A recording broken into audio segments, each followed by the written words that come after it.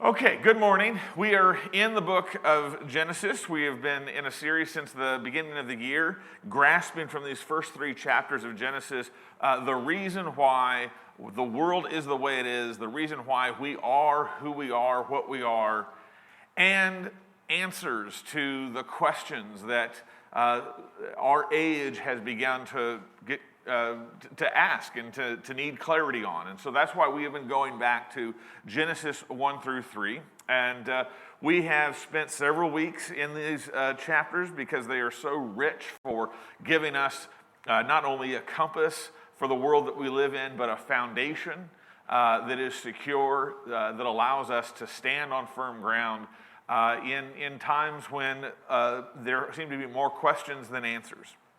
This week, we are going to be dealing with the seventh day.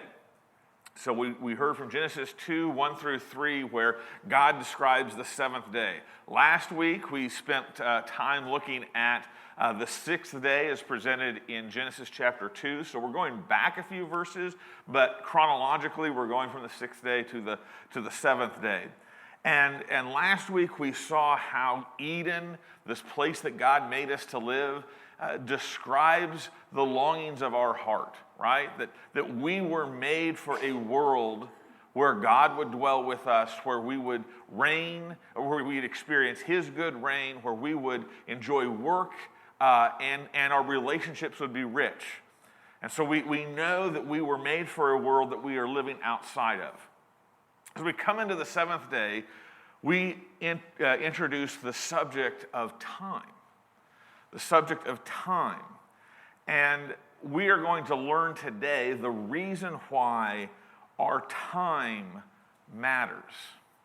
I think that's maybe one of the parts of growing up, maybe the least fun parts of growing up, is when you finally become aware of time and how things take time and how there never seems to be enough time and how you have to wait for the time for the things that you want to do.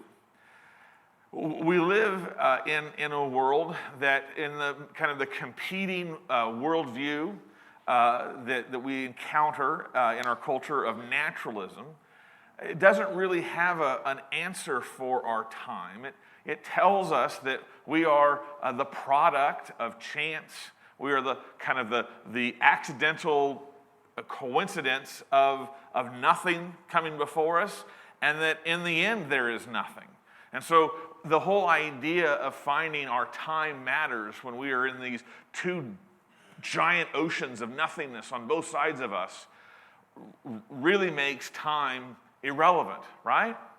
But then that doesn't fit, once again, with how we see the world, how we see our life.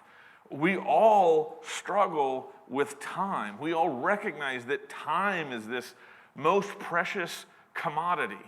Right? It's expressed in that secular statement of YOLO, right? You only live once, which is this idea that let's make sure we make the most of our spin here because time is precious. Time is limited. I kind of came to an awakening of the preciousness of time when I started my first career as an engineer. And I went from being a college student, that had kind of a very independent schedule and summers. I didn't know how great summers were until I started a job, and those are gone. But the way that the employee handbook worked was that a new employee couldn't take any vacation for like the first 6 months or something. So like you had no days off. Well, there was like some March of Dimes fundraiser that came up, and one of the things that you could buy was vacation time. This little auction. And I spent on that auction, I kid you not, more than my time was worth to buy myself a day off. It probably didn't communicate the ethos of a hard worker that the boss wanted to see, but I would rather give up money for a couple days to have another day off than to earn that money. And I did end up winning the vacation days. But time is precious. And I would suggest that everybody in this room is feeling the pressure of time about something. Either something that's due, something that has to be done, something that you can't do anymore. We feel the pressure of time, and we are racked with these questions. How do we use our time wisely? How do we make the most of our time? How do we enjoy our time? How will our time be remembered? Right? And as we think about these questions of time, there is no better place outside of the Bible than to go to the great sage Gandalf from the Lord of the Rings, who speaks a profound word to us as he is speaking to Frodo, the ring bearer, who is talking about the weight of the pressure of time that is upon him, that he has this huge task. And he says as in a lament, like, I wish this wasn't my time. And Gandalf wisely looks at him and explains something that I think is a word for all people as they deal with time.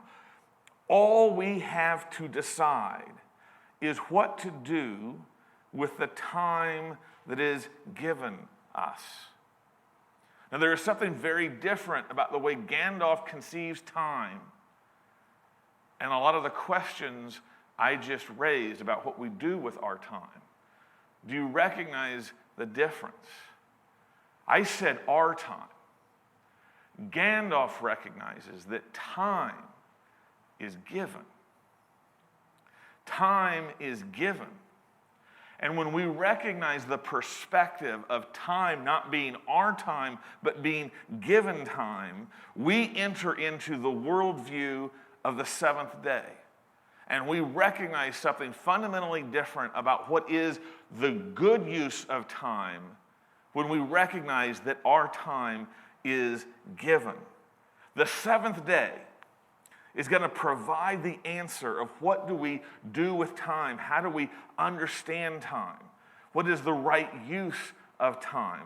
Because it tells us that time has been given to center us on God. Time has been given to center us on God. When the Apostle Paul was preaching the gospel to the town of Athens and was going back to the very beginning, he made this statement about our situation as being created by God. And he says, God made from one man every nation of mankind to live on all the face of the earth, having determined allotted periods and the boundaries of their dwelling place, that they should seek God and perhaps feel their way toward him and find him. Do you see what Paul is trying to make clear to a lost pagan country, a pagan worldview? He is trying to make clear that your time has been given. It has been allotted. It has underneath it a purpose. All of our time is filled with the purpose of knowing God, of being centered on God. And we find where Paul gets that when we study the seventh day of creation. So the guiding question that we're going to go through today as we grapple with this question of time is, how does the seventh day make our time God-centered? How has God given us the seventh day so that our time is God-centered? So we're going to look at three elements of the time that we have been given to understand what makes it God-centered. The first thing that we grasp as we look at the seventh day is that time is given to work. Time is given to work. As you read Genesis 1 and 2, as you read these 7 days of creation, you realize that the lordship of time is a major aspect of God's creation. Day 1, God creates light. That's the beginning of time. Then day 4, God creates the sun and the moon and the stars and assigns them the role of being timekeepers. And then finally, day 7 is a day entirely devoted to the time of rest.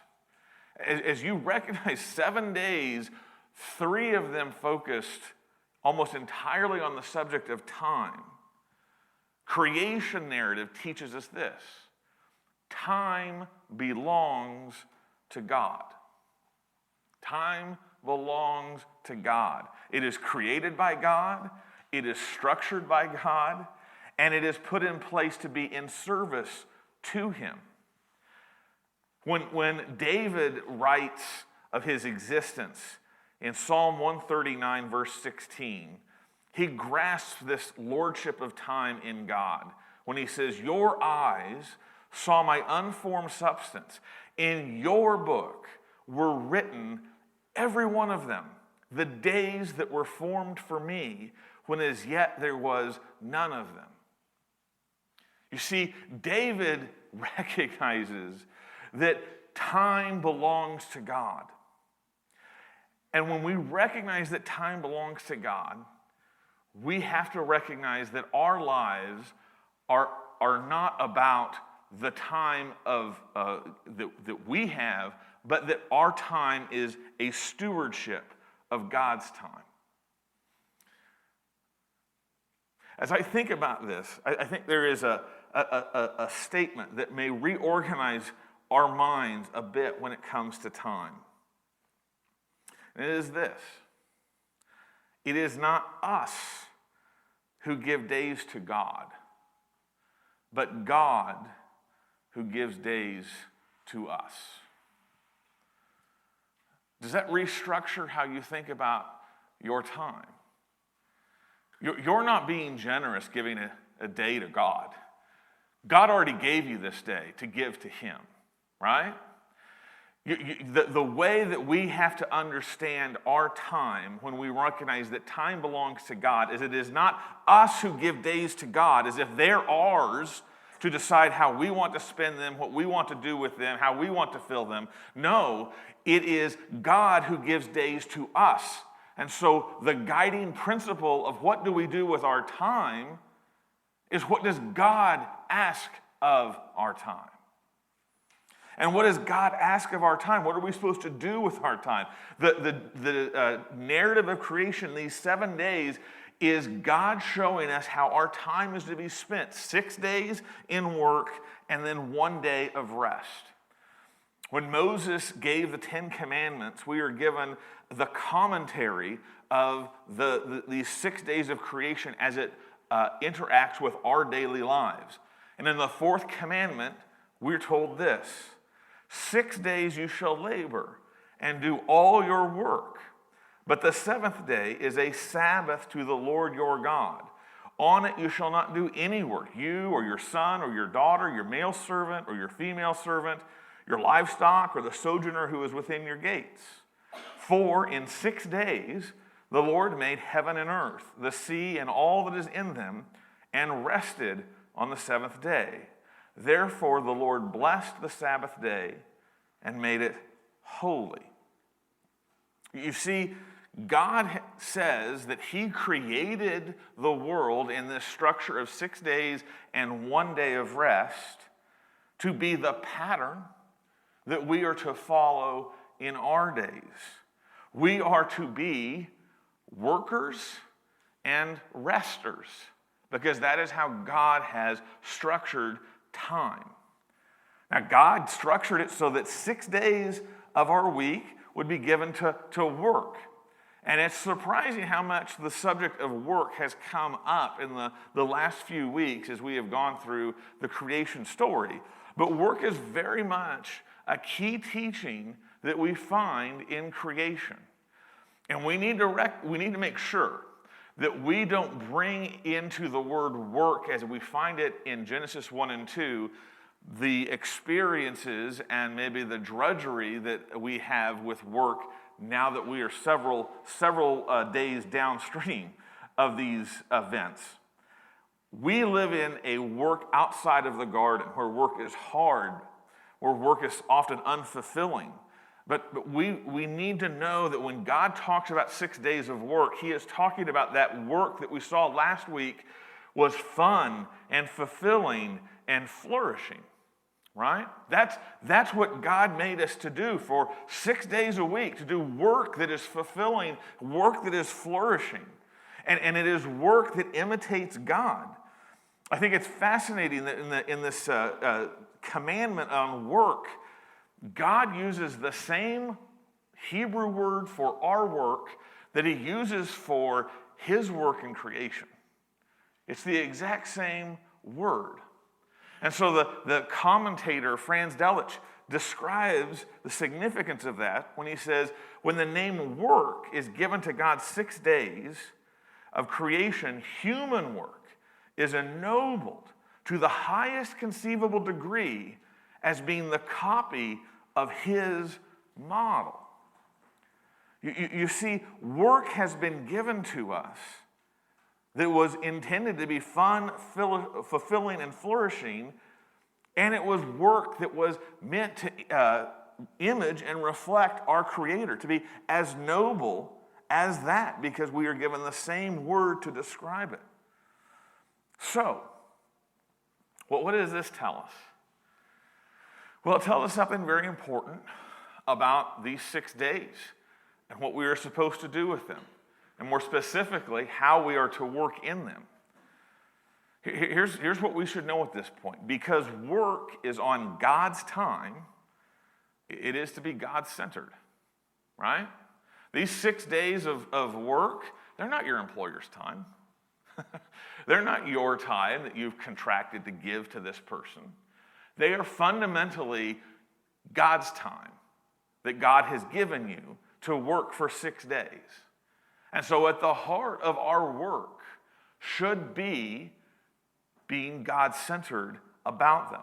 And what does that mean? If we turn to the book of Colossians, Paul helps us see what a God-centered work ethic looks like. In Colossians chapter 3, verses 23 through 24, he says this, "Whatever you do, work heartily, as for the Lord and not for men. You are serving the Lord Christ." So Paul is here describing what it means to be God-centered in our work. He gives us really in this passage 2 attributes of God-centered work. These are what should be descriptive of us when we recognize that our time of work has been given by God and belongs to God. What are these 2 attributes of God-centered work? The first is quality. The first is quality. God-centered work demands quality in our work. What was the quality of God's work? At the end of his creation, he said, good enough for the government, right? That was my phrase in engineering. You stop the job when the government would accept the work. But that's not where God stops his work of creation. He stops his work of creation at the highest level of quality. He stops at creation only when he sees all that he has done, all the work that he has given to creation, and says of it, it is very good. And so God demonstrates that God work is very good work. God-centered work seeks to do work that is very good.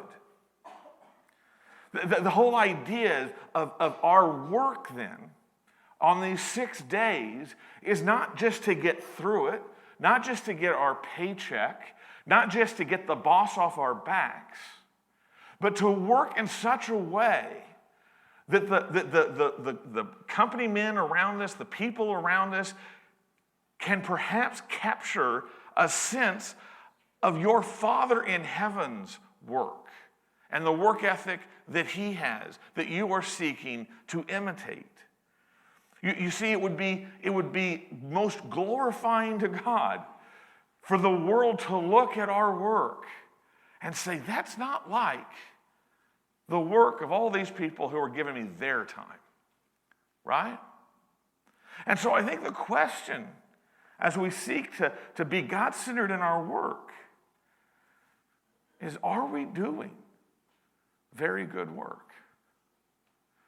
Are we working out of the worldview of our time belongs to God? Or are we working out of the worldview that it's my time and I give it away begrudgingly? Can we say at the end of our week of work, I gave my best? I gave my best. You see, when we recognize that our ultimate employer is the Lord, then the desire ought to be the very best. But we lose sight of that. When our work ceases to be God-centered, and we don't necessarily leave our work as the very best. The second attribute that we capture here is integrity. The second attribute of God-centered work is integrity. A little earlier in Paul's words to the Colossians, he talks about the work that is done for eye service. Right? The work that you do because the manager is walking the floor versus the work that you do when the manager left early. Does your work change? Right? The idea of eye service affecting the quality or the integrity of our work. And it reminds me of my engineering days where every Monday by 9 a.m. you had to turn in your timesheet.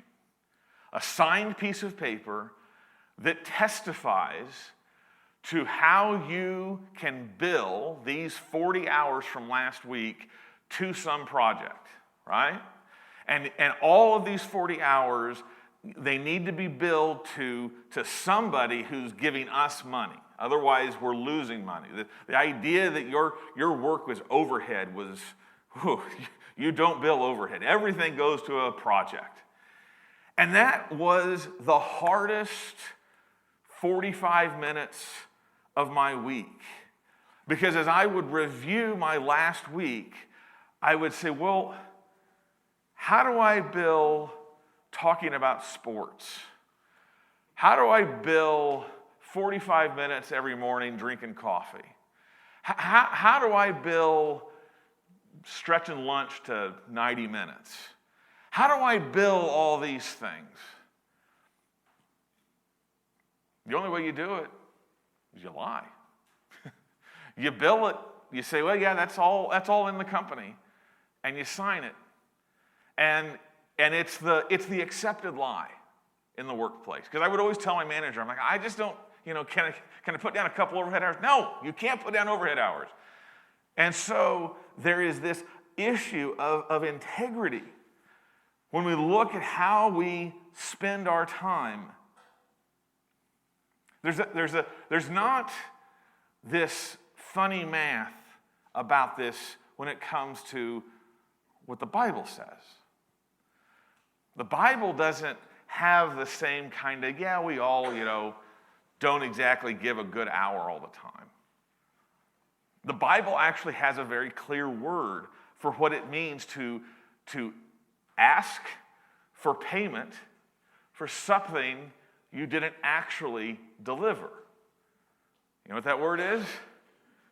Stealing. Stealing. J.I. Packer, in his commentary on the Ten Commandments, convicts me when he says these words: theft of time, perhaps the commonest form of theft today. We start late, finish early, stretch coffee, lunch, breaks, and waste time in between. This, he says, is theft. This is theft.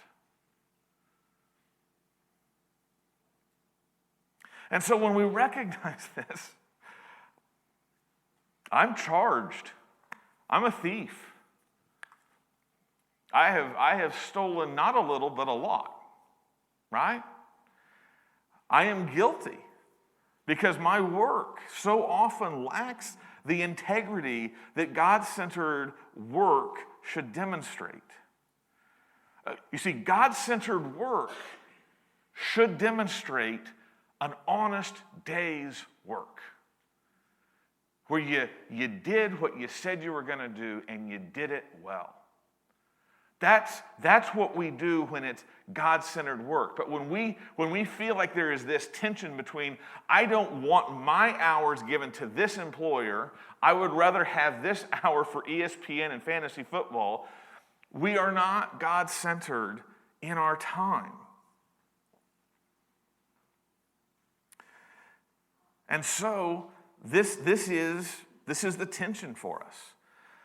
When our work is God-centered, it is in God. It is for God. And the way that we evaluate its quality is by God's standards and by God's judgment. So who is your work centered on? Who is your work centered on? Is it centered on God? Or is it centered on you? The second answer to how does the seventh day make our time God-centered is that time is given to rest. And here we come to, finally God and I say something that I can really get on board with. A day off. Thank you, God, for giving me a day off, right? Because, man, do we need a day off. We need a day for fun. We need a day for our hobbies. We need a day for rest. We need a me day, right? We need a me day. So as we look at the seventh commandment, we need to start with a question as we seek to be God-centered in our time. And that's this. When you think of your day off, who does your day off belong to? Who does your day off belong to? The story of Genesis 2 describes this seventh day. And it's kind of bizarre because if you look at the seventh day, nothing is done on the seventh day. Nothing is made on the seventh day. Nothing is accomplished on the seventh day. It is literally a day where God doesn't do anything but rest. So why did he make all these Hebrew scribes write more Hebrew words, which is some of the hardest work I have ever done, if there's nothing there that he does, right? The reality is that the seventh day is given to us as the climax of the story. The climax of creation is not that man is created, that man bears his image, that man is commissioned to rule the creation, that man is given the charge to be fruitful and multiply. All of that is actually exceeded and superseded by the fact that God adds a seventh day.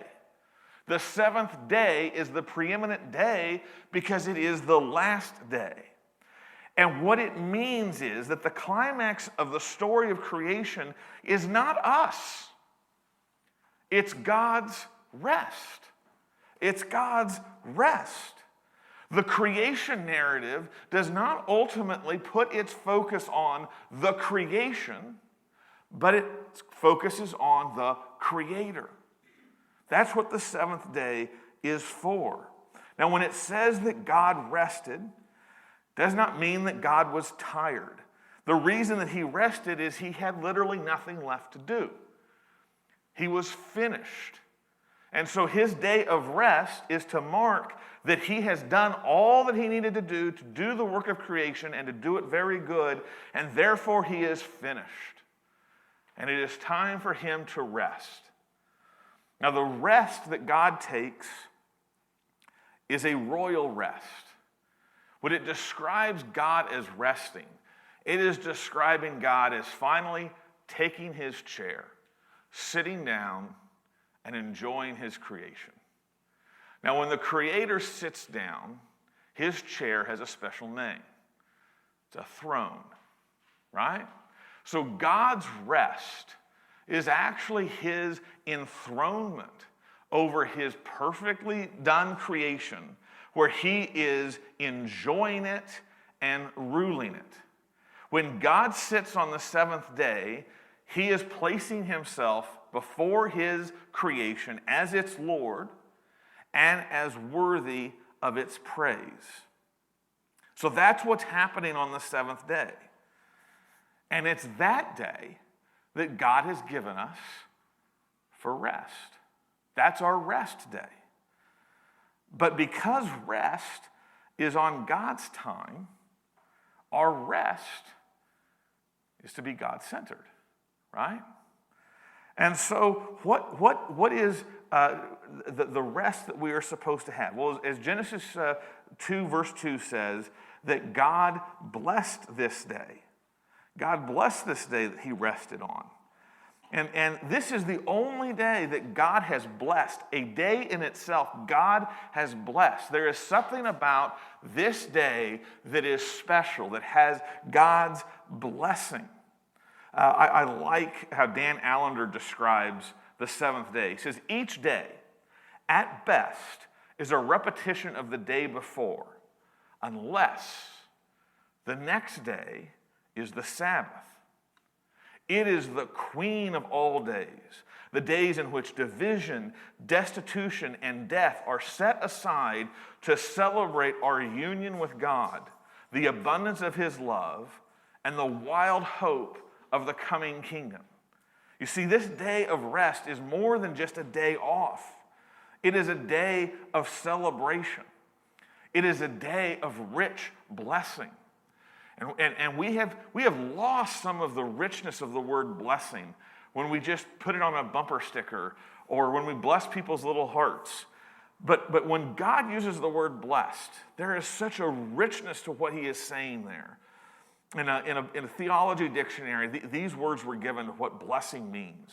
That which is blessed functions and produces at the optimum level, fulfilling its divinely designated purpose. You see, when God blesses something, he is unlocking it to be the best, the most enjoyable, the optimum, the fullness of all that he desires. And so when God blesses the seventh day, we are told that in the seventh day are rich gifts. In fact, I'm going to identify 3 gifts that God blesses us with when we rest before him on the seventh day. The first I want you to see is that we are recharged. We are recharged. God knows that his image bearers are not like him. They do get tired. They do need time to stop and to let their energy recharge. And so in the Sabbath day, in giving us the Sabbath day, God has set a limit so that our body does not wear itself out, so that our impulse to work does not destroy us. He sets a limit where we are required to stop and allow our energy and our enthusiasm and our strength to catch up again.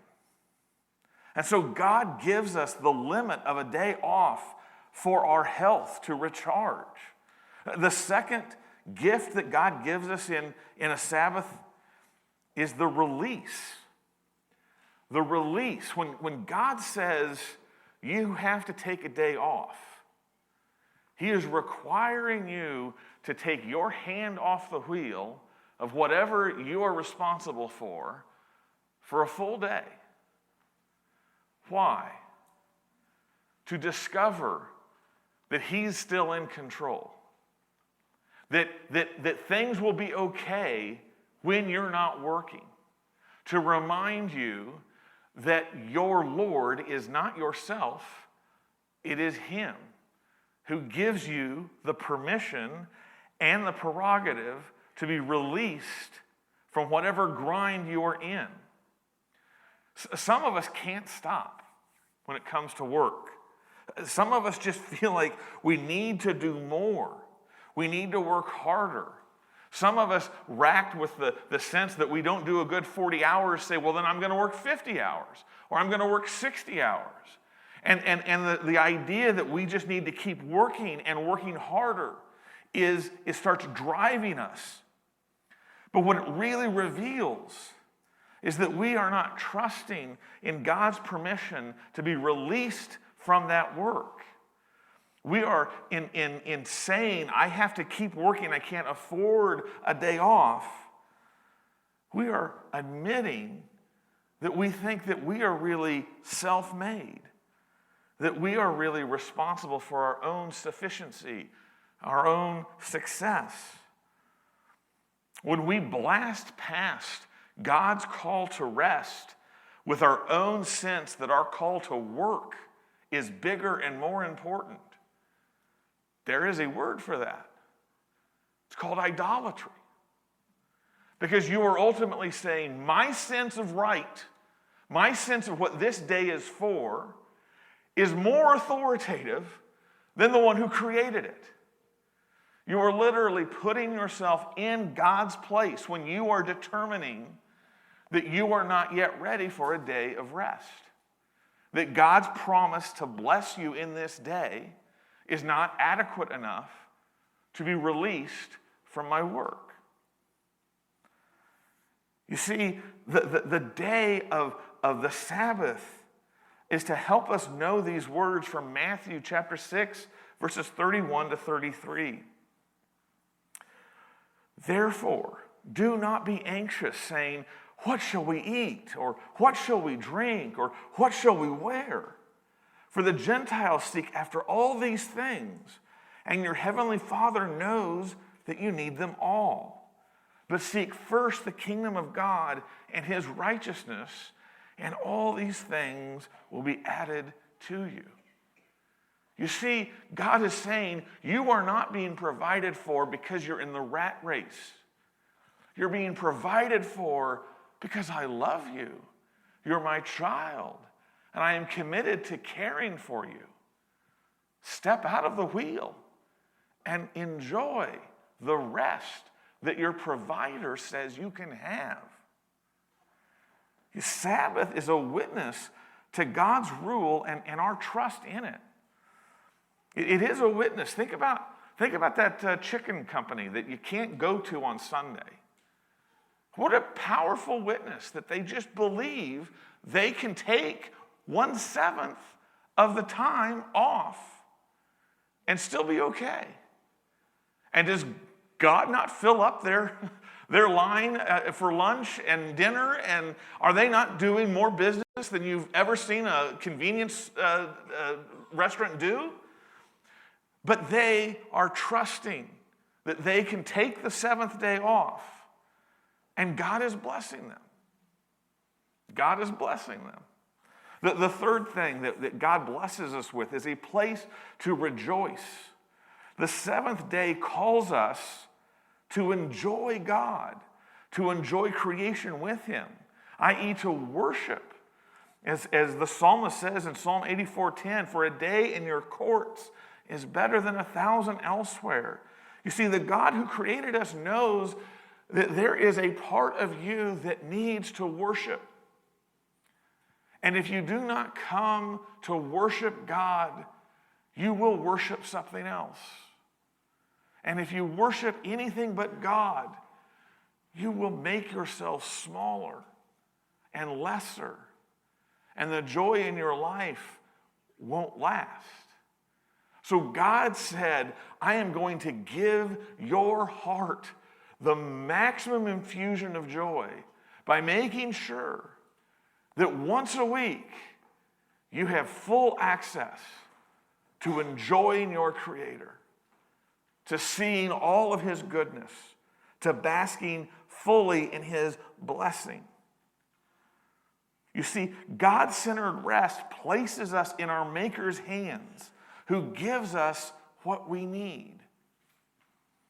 So when you come to your day off, do you come to it God-centered? Or do you come to it me-centered? God has offered you such a beautiful day. Let us not lose it to our own idolatry.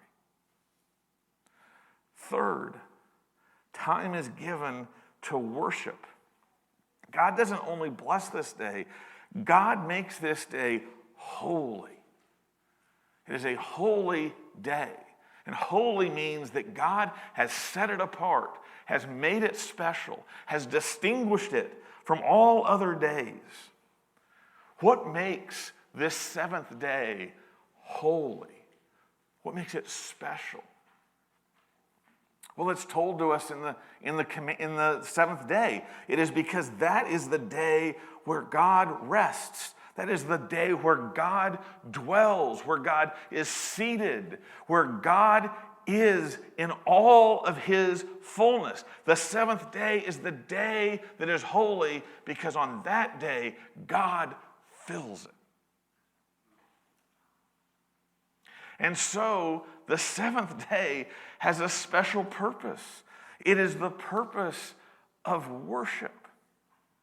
Again, Dan Allender comments on this. He says, Sabbath remembers creation and anticipates recreation. It is an eschatological event that prefigures a sin-free, glory-bound world. You see, when you come into the Sabbath, into the holiness of the Sabbath, you taste in the present this great vision that God has for this world to once again be sin-free and filled with his glory.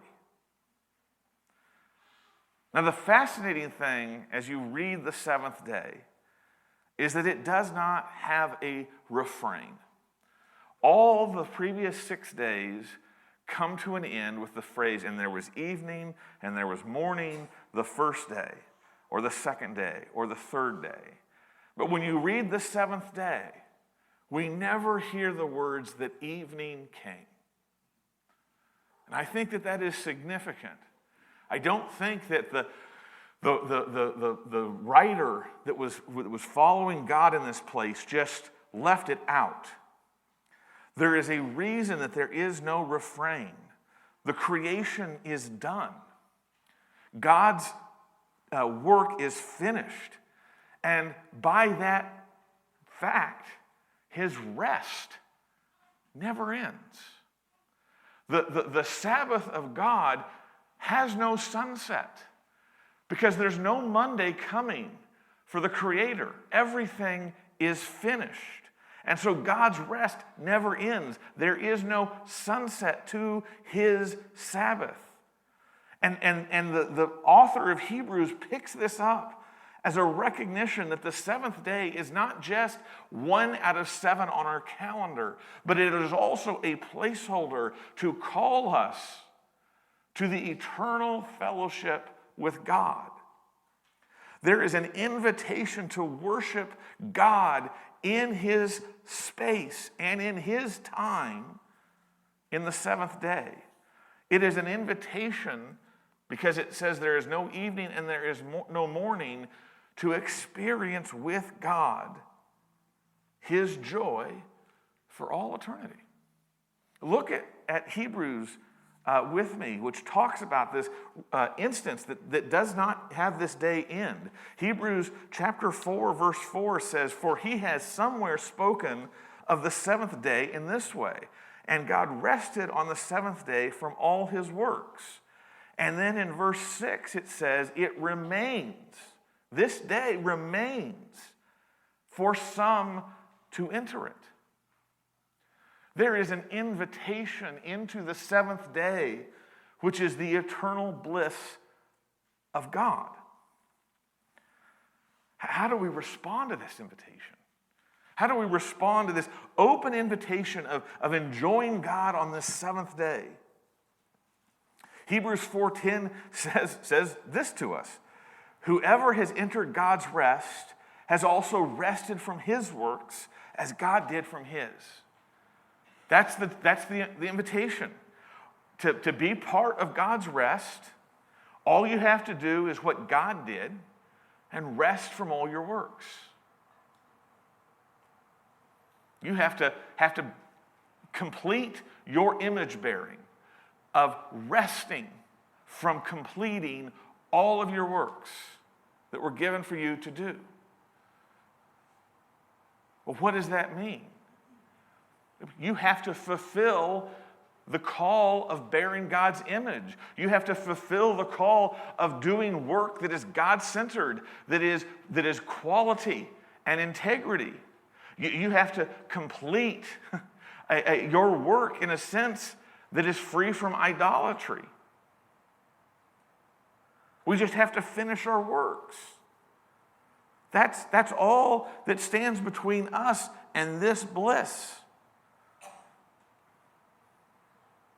But our works are not finished. Our works are unfinished, and they're not very good, right? We are time thieves. We are Sabbath breakers. We are idlers and idolaters. Our time, which was made to be God-centered, has repeatedly become self-centered.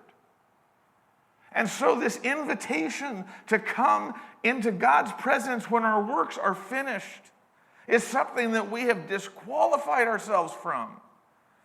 We have nothing that is finished and very good.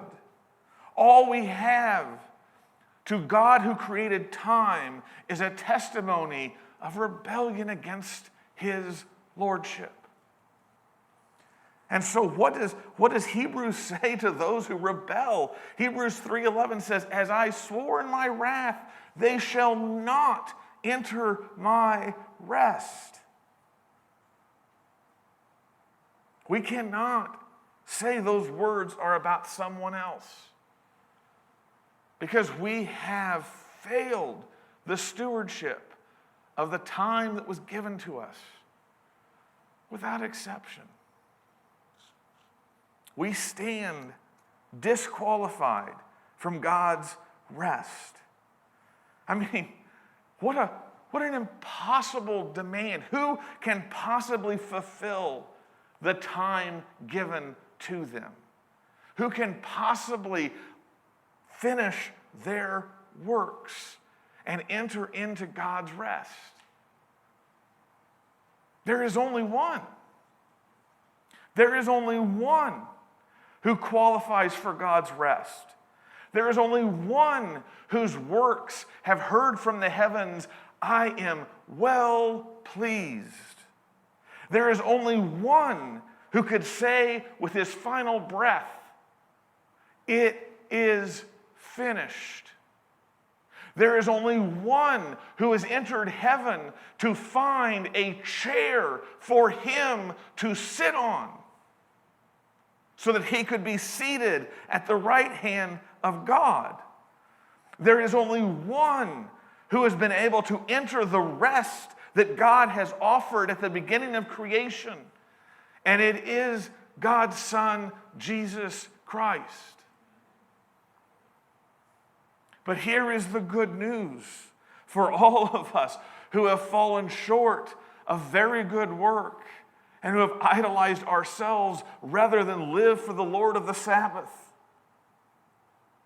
Christ has renewed this invitation of rest. Christ came, and having fulfilled all that we lack, spoke this word to us: "Come to me, all who labor and are heavy laden, and I will give you rest. Come to me, all you who have not finished your work. Come to me, all you who have not done a very good job. Come to me, all you who have wasted your time. Come to me, all you who know you are unworthy of rest. Come to me, and I will give you rest. Because I have fulfilled the very good. I have fulfilled the it is finished. And I have fulfilled the resting place next to God." Trust in Christ, and you enter his Sabbath. We are not called to earn it, but to receive it by faith. So have you come to him? Have you trusted in this offer? Have you allowed him to take the burdens and all your disqualifications off of your shoulders and show you he has fulfilled them and he gives you rest?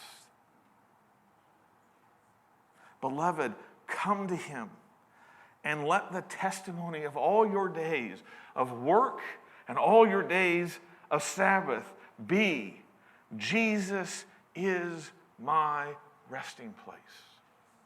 Amen?